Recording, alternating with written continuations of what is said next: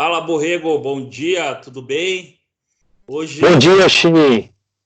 hoje o nosso bate-papo vai ser sobre o Alexandre Borrego, arqueiro, é, diretor, presidente de Field Brasil, AVA, Cavab, enfim, vamos falar de um monte de coisa aí e vamos ver o que a gente consegue fazer. A gente vai, você está tomando sol aí, daí talvez daqui a pouco o sol fica te incomodando, você tem que mudar de lugar, tem uma galera passando atrás de você aí, vamos tentar ver o que a gente consegue fazer hoje, beleza? Beleza, eu vim realmente aproveitar um pouco o sol aqui, né? Saí um pouquinho do confinamento lá de dentro e sentei aqui na calçada. Vamos ver o quanto eu aguento aqui nesse sol, né? Beleza, beleza, tranquilo. Bom, vamos começar do começo, né? Fala pra gente, como que, assim, você é presidente da Field Brasil, coordena o AVA, mas vamos fazer assim, ó, como que você começou no arco e flecha? Bom, eu comecei como quase todo mundo, Shin. Eu estava andando com a Ana Paula numa loja de esportes, na Decathlon, né?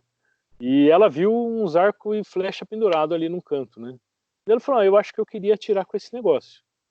Eu falei, você quer atirar só para divertir? Eu falei, eu quero aprender a atirar. Eu falei, tá bom, então vamos procurar um lugar, né, que ensine a gente a atirar direitinho, né? Não vamos já comprar alguma coisa e sair atirando, vamos aprender direito. E daí falei, bom, como é que eu vou achar alguma coisa? Isso foi em 2013, né? Vamos procurar na internet, né? Onde melhor para achar alguma coisa? Vamos na internet. E daí comecei a procurar e encontrei o Zé Luiz de Brito aqui na minha cidade, né? Zé Luiz de Brito tinha acabado de começar com o AVA, tinha acabado de formar o grupo, ele já era da Field Brasil e tinha acabado de formar o grupo AVA, que foi nesse ano em que a Field Brasil ela se dividiu em clubes, né, em 2013. Então o AVA havia sido recém-criado e ele estava começando a dar aula, né? Então eu, Ana Paula e minha filha Gabriela fomos os primeiros alunos do Zé Luiz aqui no AVA, né? E começou como uma diversão, uma forma de aliviar o estresse do dia a dia, né? Nós dois trabalhávamos aí 10, 12 horas por dia, né? Então tinha que ter alguma coisinha diferente para baixar a tensão e relaxar, né? E a gente fazia isso só no fim de semana. A gente tinha aula com o Zé no sábado à tarde, né? Num campo de futebol da ADC, onde ele trabalhava, da empresa onde ele trabalha, né? E a gente tinha que torcer para não chover, porque se chovesse não tinha aula, né? Mas foi muito legal esse começo aí, né? E logo Legal. depois eu já falei, pô, eu quero participar mais sério desse negócio. E no final do ano a gente foi na primeira competição nossa, né? Então teve um indoor na Vila dos Arqueiros e foi o nosso primeiro contato com uma competição, né? Aí a gente conheceu um monte de arqueiro, viu que o negócio era mais legal do que a gente esperava, né? E daí a gente já estava picado pelo bichinho do arco e flecha e não é fácil de sair, não. Legal. E aí você foi participando, por óbvio, foi daí depois foi para as provas outdoor, não é? E foi se envolvendo com o movimento do arco e flecha. E como foi assim a tua ida daí? Você primeiro você passou a participar, por óbvio, das atividades do AVA, era voluntário, e aí depois você passou como? Você passou a coordenar o AVA primeiro ou primeiro você foi pensar na Field Brasil? Como foi essa candidatura? Vamos dividir assim. O que você quer falar primeiro? AVA ou Field Brasil? Não, eu acho que não dá para falar de Field Brasil antes de falar de AVA, né? Uhum. Era tudo novo para a gente, né? A gente era um bebezinho no arco e flecha, e ainda somos, né? Tem muita gente aqui no Brasil que atira há muito mais tempo que nós aqui. Mas criando esse relacionamento, essa amizade com o Zé Luiz, né? Ficou claro que a gente queria participar da organização do AVA, né? Não queria ser só um participante, né? Uhum. Então a gente entrou de cabeça para organizar as provas, as primeiras competições. A nossa primeira competição outdoor do AVA eu acho que já foi em 2014, se não me engano, né? Foi um Animal Round que nós fizemos em Guararema, eu acho que tinha umas 35, 40 pessoas, negócio ainda começando a funcionar, mas foi uma prova muito divertida, né? E na época quem nos ajudou a montar essa prova foi justamente o Carlos Klein, que estava envolvido na Field Brasil, né? Ele era um dos diretores, então veio ele, veio o Faca e o Sidney, os 3 da Vila dos Arqueiros, né? E nos auxiliaram a montar a primeira prova, né? E foi uma prova 2D. Prova 2D, uma prova 2D. Um Animal Round, distância marcada, com alvo de papel, né? E uma prova já oficial pela Field Brasil. Sim, Naquela época, até aquela época, somente a Field Brasil montava a prova, né? E 1 ano antes, ou 2 anos antes, ela começou a delegar isso para os polos, né? Então foi uma das primeiras provas organizada por polo, válida oficialmente pela Field Brasil, né? E eles vieram aqui, nos orientaram como é que você vai fazer com segurança, com a correta colocação das estacas, a fixação dos alvos, como é que você divide patrulha, né? Então nós tivemos realmente uma aula de como montar a prova, né?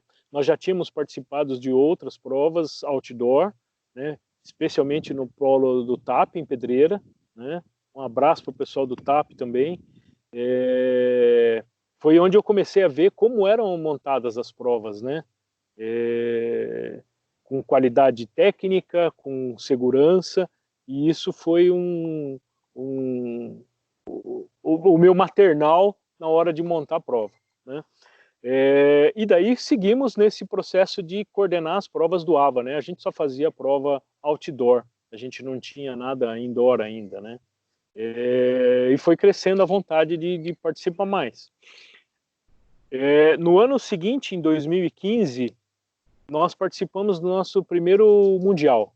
Então teve o Mundial da Hungria, o Raul Duvi criou o Arcoturismo, né? Levou uma galera para a Europa para passear, para ver castelo, fazer um negócio diferente, e terminou numa prova de 5 dias com alvo 3D. Daí o negócio ficou sério, né? Daí a coisa ficou séria e eu falei assim, nós temos que levar isso para o Brasil, esse negócio tem que ficar sério no Brasil também. E foi onde surgiu, alguns dias depois, o Cavab, né? Voltamos para o Brasil, eu fiquei com aquela ideia na cabeça, matutando aquilo, como é que a gente ia fazer, né? E um polo novo, recém-formado, com pouca gente, não tinha alvo, né? E como é que a gente ia fazer o Cavab? Então, passei alguns dias bolando a ideia toda, compartilhei com o Zé Luiz, com o Telmo, com o Roberto, né? E eles embarcaram nessa loucura, né? Nessa loucura que acabou dando certo, né? Sim. E hoje é uma das maiores provas que acontece no Brasil 3D, né? Já tivemos gente vindo da Europa, já tem gente que veio do Uruguai, da Argentina, para participar nas provas aqui. De Curitiba, eu já estive lá. De Curitiba, né? De Curitiba. Nós tivemos gente do norte do país. Isso. Né? Eu acho que do Amapá, se não me engano, que veio uma galera para participar no primeiro Cavab, né? Tem gente do Rio de Janeiro, gente de São Paulo, vem gente de tudo canto, né? E isso é muito legal, né? Muito legal para uma das confraternizar. provas. É uma das provas, o Cavab é uma das provas mais concorridas, não é? Porque quando vai abrir as inscrições, o pessoal fica esperando para abrir inscrição e se inscrever, não é? Então é muito legal mesmo fazer, e não só, né, para essa parte do ser concorrida, mas todo o conjunto da obra, não é? O lugar, a forma como a gente se hospeda, o que acontece durante as provas, esse encontro de vários arqueiros de vários lugares do mundo, não é? Ali no Cavab é muito legal. E a comida que serve também, então todo esse cuidado que vocês têm aí é muito legal, não é? E aí me conta, daí foi evoluindo a ideia dentro do AVA e Cavab, daqui a pouco falamos um pouquinho mais do Cavab, e foi seguindo. E aí, como que foi assim, Bom, eu acho que eu consigo lidar, ou não sei se foi isso que você pensou, mas entrar, ingressar na Field Brasil de maneira passando para o outro lado do balcão, não é? Porque É, antes você está lá como arqueiro, daí agora como parte da organização. Como é que foi isso? eu confesso que isso não partiu de mim, Shin. Eu não tinha nenhuma pretensão de fazer parte da diretoria da Field Brasil, tá bom? Como eu falei, eu sou um arqueiro novo perto das pessoas que atiram, né? Uhum. O que eu tenho a meu favor é a minha formação de administração de empresas, né? E o fato de ter trabalhado numa grande empresa multinacional, administrando um departamento, né? Então, administrar a Field Brasil nada mais é do que administrar um grande departamento, né? E, na época, o Jorge Bagato, que era tesoureiro, se não me engano, da Field Brasil, ele falou, pô, Borrego, você podia nos ajudar com a organização da Field Brasil, nós estamos com dificuldade de encontrar um grupo de pessoas que esteja realmente a fim de trabalhar na Field Brasil, porque vai ter trabalho, né? Sim. Na verdade, só tem trabalho, né? Uhum. É, eu até deixo de fazer as coisas pessoais por conta do envolvimento na Field Claro. Brasil, né? E daí essa ideia começou a amadurecer, né? Nós ficamos aí, eu acho que uns 6 meses, algumas pessoas me cutucando, aceita, aceita, aceita, aceita. E eu falei assim, cara, esse negócio não é um negócio para se construir sozinho. Esse é um negócio para fazer em time, né? E até então, todas as diretorias da Field Brasil, elas tinham acontecido somente em São Paulo, né? Então, todos os diretores da Field Brasil, até o ano de 2016, se não me engano, foram pessoas do estado de São Paulo. E a Field Brasil não é só São Paulo, a Field Brasil é Brasil, né? Uhum. Então eu falei, eu acho que vale a pena participar se a gente tiver condição de montar um grupo multigeográfico, né? E eu pensei, bom, vamos então falar com alguém do Paraná, vamos falar com alguém do Rio de Janeiro, que são os maiores mercados até então da Field Brasil, e vamos ver se a gente consegue montar um grupo de pessoas que estejam a fim de trabalhar nesse sentido, né? E daí foi onde surgiu eu, o Sebastian e o André Carson, para trabalhar juntos para desenvolver o arco e flecha no Brasil, né? Para fazer com que a Field Brasil crescesse, né? Para você ter uma ideia, quando a gente assumiu no começo de 2017, nós éramos aí em torno de 20 clubes e pouco mais de 300 arqueiros cadastrados, tá? Isso não quer dizer que são os arqueiros participantes. A gente tinha, Sim. eu acho que a gente não chegava em 200 arqueiros participantes, tá?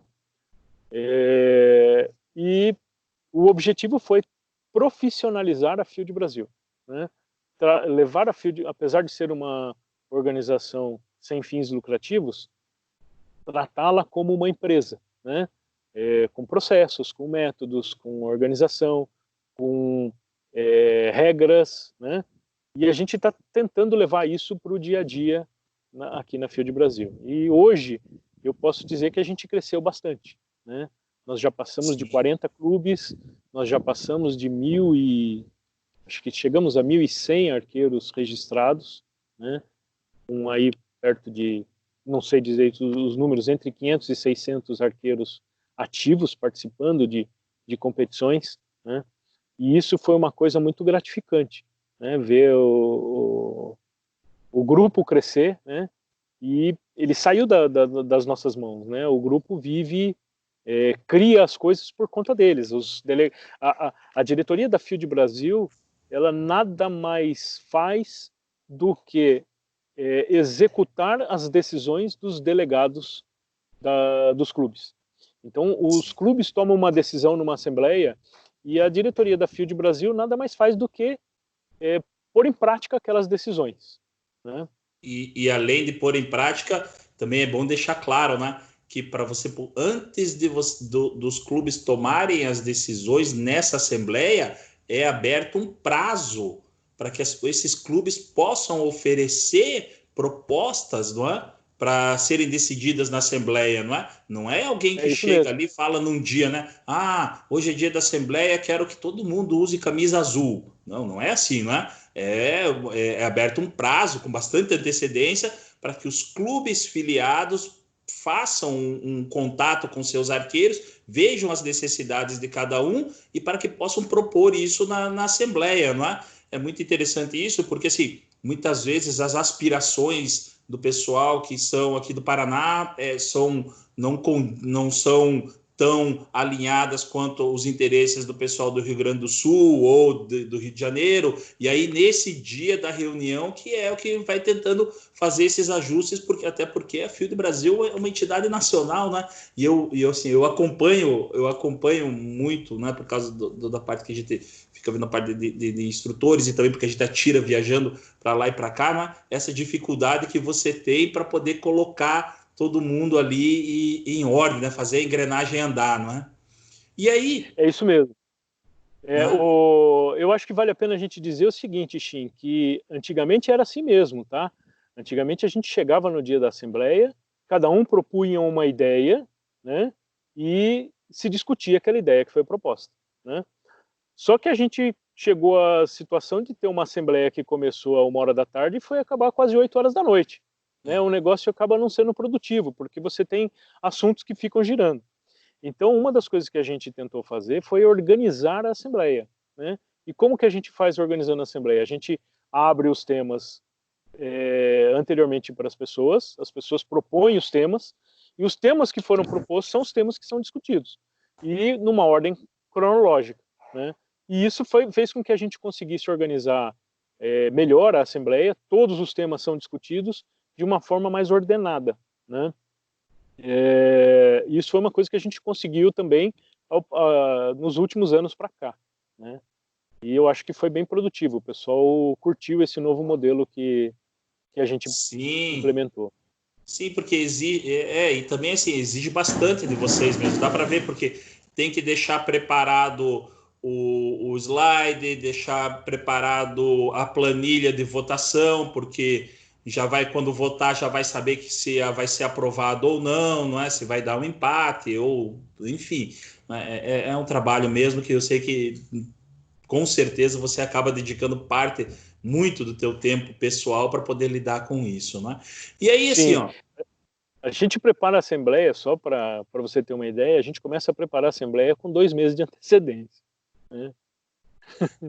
e me diz assim, aí com toda essa condição, né, da Field Brasil, vai ter que lidar com campeonatos, com pedidos de polos, com assembleia, com organização de instrução, com mais essas atividades todas inerentes da Field Brasil, surge aí nessas últimas semanas, não é, esse comitê, não é, da IFAA da América do Sul, não é?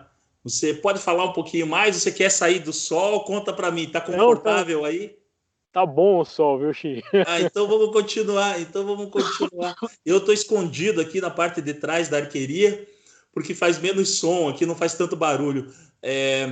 Mas então conta pra gente como que é esse comitê, e ele já começou com uma prova super legal, aproveitando esse período, né, da quarentena, que tá todo mundo aí, esse negócio do coronavírus, não sabe o que fazer, se abre, não abre, não é? Mas enfim, fazendo, já começou com esse torneio já para atirar de pertinho, pode atirar em casa, algumas arquerias que já estão abrindo, já atiram dentro da arqueria. Não é? Como que foi a ideia desse comitê? O que é essa necessidade? Assim, é uma maior a gente precisa, a América do Sul precisa de uma maior representatividade junto à IFA. O que é que aconteceu? Então eu vou dividir essa conversa em 2 tópicos, tá? Como que isso é previsto dentro da IFA e como que esse negócio surgiu. Em Uhum, primeiro lugar, na Constituição da IFA, ela prevê a criação de conselhos regionais, tá? uhum, Então seriam 5 conselhos regionais, né? América do Norte, América do Sul, África, Europa, 6 conselhos, Ásia e Oceania, tá legal? Hoje existe oficialmente somente o Conselho Europeu, tá? Uhum. E agora passa a ser oficial o Conselho Sul-Americano. Da onde veio a ideia de criar o Conselho? Essa ideia não é nova, tá? Isso já foi tentado em 2014, se não me engano, ou 2013, quando teve um SAFAC aí em Curitiba, Shin. Acho que é 13 Sim, ou sim. 14, tá bom? Uhum. Foi na época foi aqui onde eu trabalhava, né, na época. Uhum. Isso. Então, já teve as primeiras conversas aconteceram lá. O pessoal não conseguiu chegar num entendimento especificamente Brasil e Argentina, né? E essa história ficou pendente, né? A ideia de se criar um conselho, o que vai fazer, o que não vai fazer. Alguns anos atrás, quando teve um sul-americano de indoor na Argentina, eu acho que foi 17 ou 18, bom, não Foi importa a data, 18. Foi 18. 18.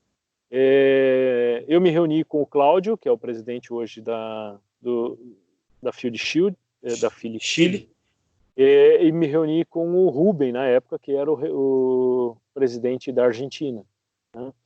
E com o apoio do José Luiz, que estava representando a IFA, o José Luiz da Espanha, né? Estava representando a IFA nesse torneio. E aí a gente falou, pô, pessoal, a gente precisa disso, a gente precisa ter uma maior representatividade dentro da IFA, a gente tem que se unir mais para definir o calendário sul-americano, porque é um negócio que fica perdido, né? E falou, então vamos para frente, vamos criar, vamos fazer, e esse negócio foi se enrolando. Então tá bom, então vamos marcar uma reunião formal para o SAFAC do ano passado, que aconteceu no Chile, onde a gente senta os 4 países, né, Brasil, Argentina, Chile e Uruguai, que são os 4 membros oficiais da IFA, e vamos começar esse negócio. Tá bom, vamos começar. Então vamos começar, espera o SAFAC chegar, e ficamos aí um ano fazendo planos para o SAFAC chegar, e o SAFAC não chegou, né? Tivemos que cancelar o SAFAC por conta dos problemas sociais que aconteceu no Chile. Bom, e agora então nós vamos para o Brasil, né? Vamos levar isso para indoor, o Sul-Americano de Sul-Americano de indoor. indoor em Campinas em julho, né? E daí o que aconteceu? Agora temos aqui a pandemia no Brasil, não vai mais ter o Sul-Americano em julho, o Sul-Americano vai ser em setembro. E eu falei assim, pessoal, vamos fazer o seguinte, vamos aproveitar essas reuniões que a gente tem, essas videoconferências que a gente tem, e criar o Conselho Sul-Americano, a gente roda o documento que tem que ser enviado para a IFA, todo mundo assina, e a gente instaura esse negócio mesmo por videoconferência. Falei, então tá bom, vamos fazer, e foi o que a gente fez, né? Então, todo país membro sul-americano faz parte do Conselho, hoje são 4 países, né, representados por um presidente e um secretário. Eu fui escolhido como presidente, e o secretário é o Fernando, da Argentina, né? Uhum. Qual é a missão do Conselho? A missão do Conselho é juntar os países membros e definir o calendário de provas dos próximos anos, tá bom? O presidente do Conselho, ele representa a IFA em caso de não haver nenhum diretor da IFA presente num torneio regional, tá bom? É só isso, tá bom? E o secretário é responsável por registrar, ele é o record keeper, né? Ele é o mantenedor dos recordes da América do Sul, tá? Então, essas funções, elas estão especificadas na Constituição da IFA, tá bom? Legal. E foi isso que a gente fez. Então, já definimos os torneios que estão acontecendo esse ano, tem o Sul-Americano de Indoor, que acontece agora em setembro, aqui no Brasil. Temos o Sul-Americano de Bull Hunter, que acontece em dezembro no Chile. O ano que vem nós teremos o SAFAC na Argentina. E aqui em primeira mão, Shin, nós teremos o Mundial de Indoor em 2023 na Argentina. E o Mundial de Field em 2024 no Brasil. Olha, que legal, hein? Nossa, isso então... já foi inclusive enviado para a IFA. Já conseguimos definir essas datas. Ainda tem para definir os torneios regionais de 2022, 2023, que a gente deve fazer logo que acabar o Quédate em Casa, o Fica em Casa, né? Que foi o Legal. torneio que que o Cláudio do Chile sugeriu que a gente fizesse, né? Eles têm uma necessidade muito grande de participar de provas, eles têm um número menor de provas lá do que a gente, e ele falou, e se a gente fizesse um torneio?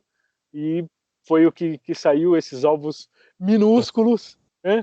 Que são desafiantes para a gente atirar, e tivemos uma aceitação enorme nesse torneio. Sim. Né? Nós tivemos mais de 330 resultados, né?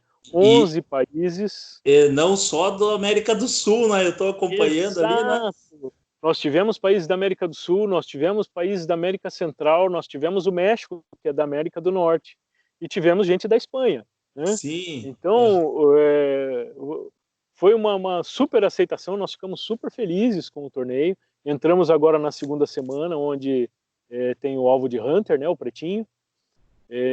Semana que vem, o pessoal de tradicional vai rebolar, porque os alvos são menorzinhos, né? aquele morceguinho que a gente vai ter que atirar é um negócio ridículo, né? Vamos torcer para acertar o morcego. Legal. Muito legal isso, muito legal o trabalho todo. Eu vou pedir o seguinte para você. Vamos dividir os vídeos, porque a gente queria falar agora contigo sobre o Alexandre Arqueiro, o Alexandre Atirador, o Grandpa Bowman, né? E sobre suas flechas de madeira, que são super legais. Então a gente pode fazer, vou parar um pouco o vídeo para ele não ficar muito extenso, e aí a gente começa outro vídeo em seguida, tá beleza? Não vai embora não, tá? Fica aí. Deixa eu ver aqui como é que faz para parar.